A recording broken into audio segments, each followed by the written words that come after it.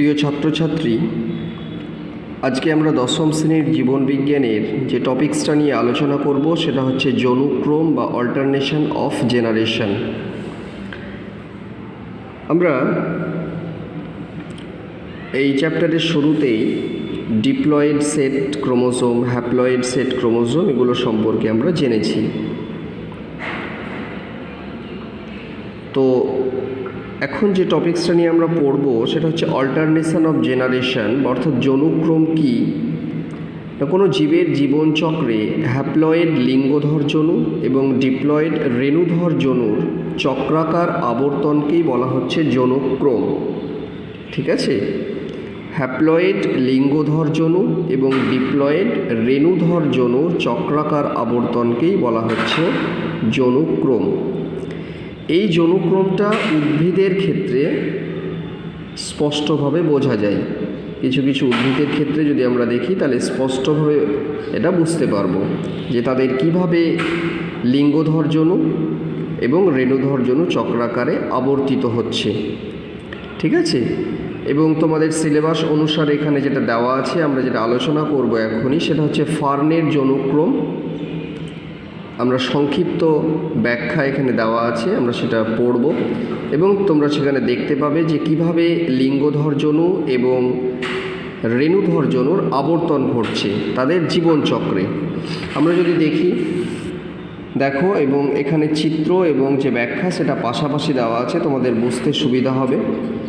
দেখো, ফার্নের যৌনক্রম দেওয়া আছে। ফার্ন জাতীয় উদ্ভিদের ক্ষেত্রে যৌনক্রমটা স্পষ্ট কিন্তু বোঝা যায়। ঠিক আছে, যৌনক্রম ডিপ্লয়েড রেণুধর যৌনু এবং হ্যাপ্লয়েড লিঙ্গধর যৌনু চক্রাকারে আবর্তিত হচ্ছে। এদিকটা দেখো, লিঙ্গধর যৌনু এবং রেণুধর যৌনুর কীভাবে আবর্তন ঘটছে। যে উদ্ভিদটি রেণু ধারণ করবে তাকে রেণুধর উদ্ভিদ বা স্পোরোফাইট বলে।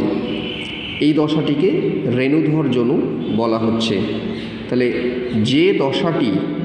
যে উদ্ভিদটি রেণু ধারণ করবে তাকে রেণুধর উদ্ভিদ বা স্পোরোফাইট বলছে এবং এই দশাটিকে কি বলা হচ্ছে? রেণুধর যৌনু। ঠিক আছে, মিওসিস পদ্ধতিতে, আমরা মিওসিস পদ্ধতি কি সে সম্পর্কে ডিটেলসে আলোচনা করেছি।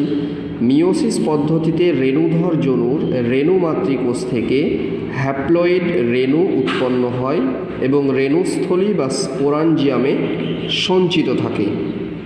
এটা মনে রাখবে যে মিওসিস পদ্ধতিতে রেণুধর যৌনুর রেণু মাতৃকোষ থেকে হ্যাপ্লয়েড রেণু উৎপন্ন হবে এবং সেই রেণুটা রেণুস্থলী বা স্পোরাঞ্জিয়ামে সঞ্চিত থাকবে। রেণু মাতৃকোষ থেকে রেণু উৎপন্ন হবে, হ্যাপ্লয়েড রেণু, এবং সেটা স্পোরাঞ্জিয়ামে সঞ্চিত থাকবে। রেণু অঙ্কুরিত হয়ে লিঙ্গধর উদ্ভিদ বা গ্যামেটোফাইট সৃষ্টি করবে। ফার্নের এই লিঙ্গধর দশাটিকে কি বলা হচ্ছে? প্রোথ্যালাস বলা হচ্ছে। বোঝা গেল যে এই যে রেণুটা তৈরি হলো, এই রেণু অঙ্কুরিত হয়ে লিঙ্গধর উদ্ভিদ বা গ্যামেটোফাইট, এই যে লিঙ্গধর উদ্ভিদ বা গ্যামেটোফাইট সৃষ্টি করবে। ফার্নের এই লিঙ্গধর দশাটিকে কি বলা হচ্ছে? প্রোথ্যালাস বলা হচ্ছে। লিঙ্গধর উদ্ভিদের অ্যান্থেরিডিয়ামে উৎপন্ন শুক্রাণু এবং আর্কিগোনিয়ামে উৎপন্ন ডিম্বাণুকে নিষিক্ত করে কি তৈরি করবে? একটা জাইগোট তৈরি করবে। ঠিক আছে, N প্লাস N কি হচ্ছে? তাহলে 2N হচ্ছে। বুঝতে পেরেছো তো? তাহলে দিয়ে এখানে জাইগোট তৈরি হলো। এই জাইগোট থেকে পুনরায় রেণুধর উদ্ভিদ তৈরি হবে এবং যৌনক্রমটি কিন্তু চলতে থাকবে। এখানে দেখতে পাচ্ছ যে লিঙ্গধর উদ্ভিদ সেটা থেকে অঙ্কুরিত হয়ে কি তৈরি করবে? অঙ্কুরিত হয়ে লিঙ্গধর উদ্ভিদ বা গ্যামেটোফাইট সৃষ্টি করবে। এটাকে বলা হচ্ছে প্রোথ্যালাস। লিঙ্গধর উদ্ভিদের অ্যান্থেরিডিয়ামে উৎপন্ন শুক্রাণু এবং আর্কিগোনিয়ামে উৎপন্ন যে ডিম্বাণু সেটা নিষিক্ত করে, মানে দুটো শুক্রাণু ডিম্বাণুকে নিষিক্ত করে জাইগোট সৃষ্টি করবে।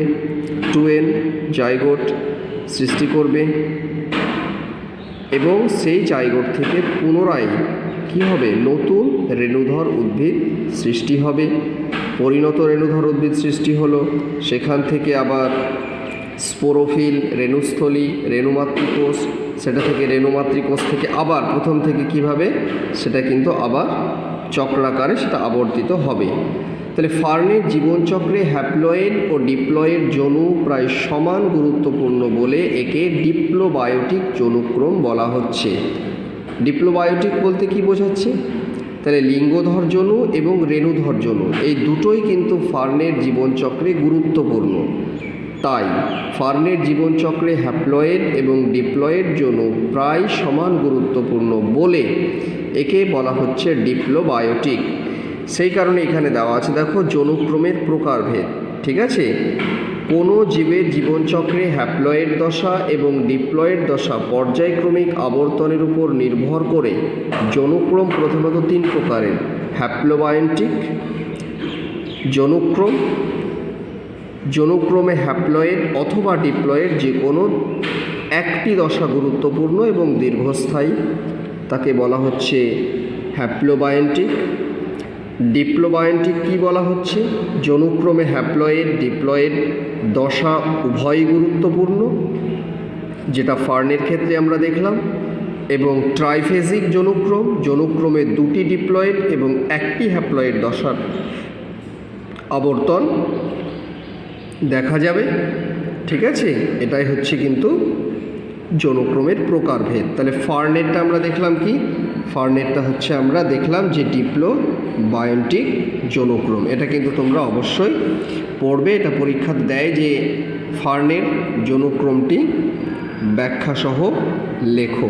ঠিক আছে, এবং এই চিত্রটাও কিন্তু ভালোভাবে তৈরি করে রাখবে।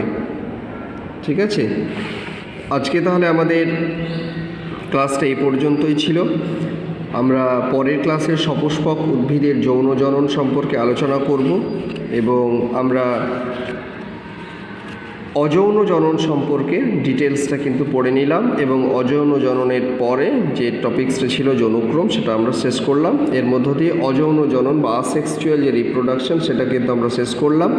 আমরা পরের ক্লাসে যৌন জনন বা সেক্সুয়াল রিপ্রোডাকশন কিন্তু আমরা স্টার্ট করব।